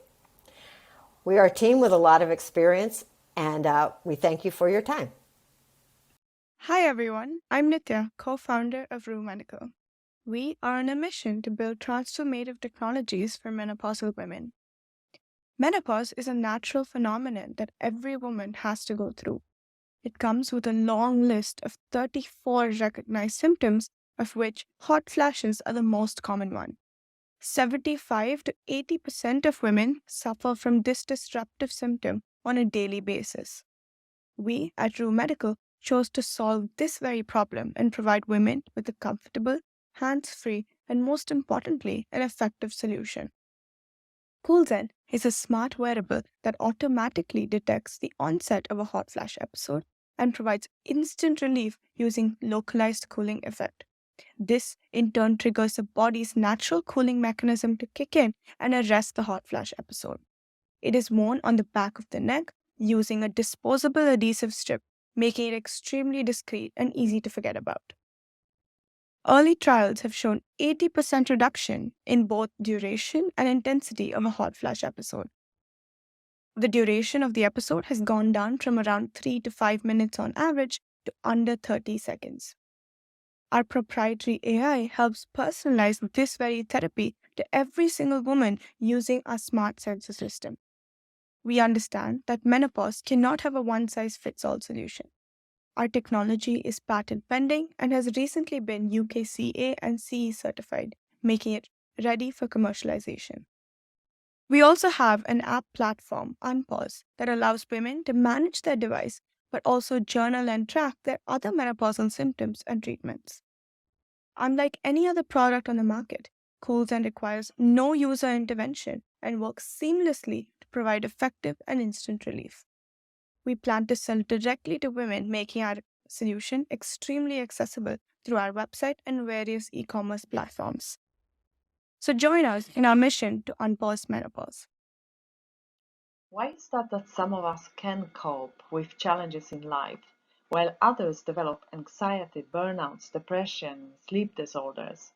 The answer is not in our brain, but in our gut.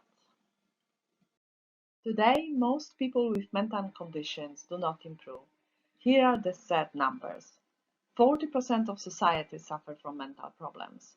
Only 25% are seeking help, and of those, up to 90% do not improve. The most important oversight is that people with mental conditions are not assessed for neurometabolic deficiencies in their gut, despite the fact that nutrients from foods are the essential building blocks of our mental health, and that our food is deficient in those essential nutrients. This is why we have developed and validated in a human pilot the first end-to-end neurometabolic assessment, interventions, and monitoring. Here's in short our solution.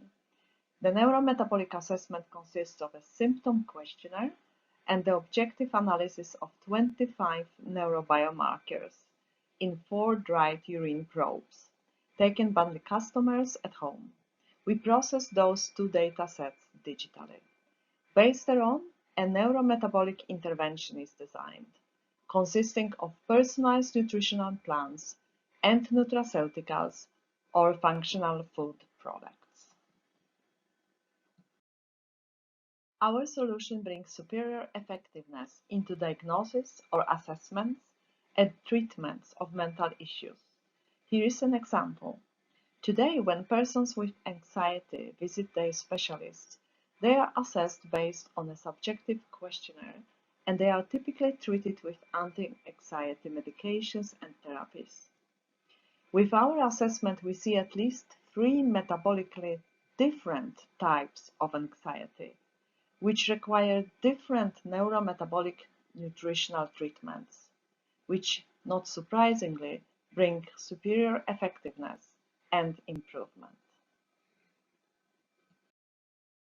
Now, where are we on our journey to market? We prepared 2 clinical studies with expert teams of universities and hospitals. We prepare pilot projects and collaborations in different validated B2B2C channels. We work on finalizing our 2 million francs seed round, and we build the team that can deliver our ambitious business plan. Please join us to improve the mental health of millions by improving their metabolic health. Thank you. Hello, my name is Rachel Bartholomew, and I'm the CEO of Tel-Aviv Health. And when I was diagnosed with cervical cancer at 28 years old and was handed a painful 84-year-old device called the static dilator that 1 in 3 women will be given to help with their pelvic health complications, I knew women deserved better. Tel-Aviv has created the first patented data-driven pelvic rehab system that includes a multi-therapy biosensor-based vaginal wand paired with a patient mobile app, which is remote monitored by clinicians using our software portal. And this tracks proprietary data set of gynecological markers. This device has significantly impacted pelvic symptoms for patients in early testing and will be targeting women with endometriosis, pelvic cancer, and vaginismus, while improving clinicians' functions and increasing revenue for pelvic floor physios, cancer centers, and OBGYNs. We're the only device on the $12 billion dilator market performing multiple therapies, collecting novel biosensor data, and conducting remote therapeutic monitoring in the area of pelvic health. And we're making this happen with our talented team supported by leading KOLs and industry experts. I'm a 2-time entrepreneur with previous exits, leading a team of 14 majority female and diverse members. And our traction has been significant with 107 secured LOIs with clinicians in 4 hospitals, 7 different clinical trials on the go, and 770 patients on our waiting list. We recently closed our seed round of funding, which will get us a regulated, clinically validated, and commercial-ready product for our 2024 launch of Tel-Aviv. And we're currently seeking investor connections for our future Series A round. Thank you so much for your time today. My name is Josefa. I'm a designer and founded Palpa during my degree project when Jovita, a very close person to me, felt something on her breast, but she kept telling herself it was a fat lump and ignored it. Years later, she found out that the same lump had evolved into a 4th-stage breast cancer. Every 15 seconds, a woman is diagnosed with this disease, and every year more than 200,000 cases are diagnosed in women under the 40s, women like me that can't have mammograms and can only self-exam. But almost none of them does it every month, mainly because they don't know how to do it and neither remember to do it. So that is how and why I designed Palpa, an educational device that can be used in the shower to train breast self-exam and to remember it. So you fill the silicone breast with liquid soap, and inside of it, you can feel the simulation of a tumor. While you touch the breast, the soap will be released through the massager so you can massage your body and then try to find something similar as the tumor, but in your own breast. And also, you can have a better sliding and skin sense over the breast because of the soap. So Palpa helps creating habits since a younger age so women can know their bodies and distinguish changes on time. Being the only domestic product that simulates also a tumor and trained breast self-exam gave us an invention patent. Our revenue model today consists in wholesale for companies seeking to do social campaigns in human resources area or marketing campaigns. Also, we partner with public governments so we can reach women who can't access the product, neither education by their own means. And finally, direct to consumer for all women who wants to begin this journey of breast self-care. So since October of 2021, we've reached over 75,000 women, partnered with more than 100 companies, and 12 women detected tumors. Now the next step is to take Pulpa outside of Chile in order to reach women around the world, because far beyond a product, it is a change of culture and mind. I'm Claire Dixon, the CEO and co-founder of Neurora. I'm driven to make a difference in women's health because of my own journey with infertility. Polycystic ovarian syndrome, or PCOS, is one of the most profound chronic health conditions. Loop by Neurora will be the first effective and widely accessible solution. A bioelectronic wearable translating the research of our advisor, Dr. Stena Victorian, and validated in our own preliminary human studies. It'll leverage Neurora's patented microelectrode technology in a device that's easy to use and available over the counter without a prescription. We've already confirmed a 510K regulatory pathway and pre-sales of up to $1 million from a leading Canadian online pharmacy. Affecting almost 1 in 5 women, PCOS is a large white space commercial opportunity, but our impact doesn't end there. Later, targeting prediabetes and diabetes in a reimbursed weekly disposable. We're seeking qualified investors for our seed raise and channel partners in the US and other jurisdictions. Thank you. So thank you for hanging in there, those who are still online. All right. We're running a bit late, so I just wanted to let you know there is a couple more events coming up. We also have an India roadshow, but we have not confirmed the date yet. But Boston will be in November 7th, and our closing event will be a hybrid event in Lausanne in presence and also online. So hope you can join other events, and I'll leave the last final words to Gila. Enjoy the drinks. You are not here with us to be able to have some sushi, but we'll think of you, and thank you all. And a lot of people have been asking for the presentation, Simone. So I told them to go on the website, and I'll make sure to connect you with the right investors and folks in the room. Thank you all. Thank you. Bye. Bye, everyone.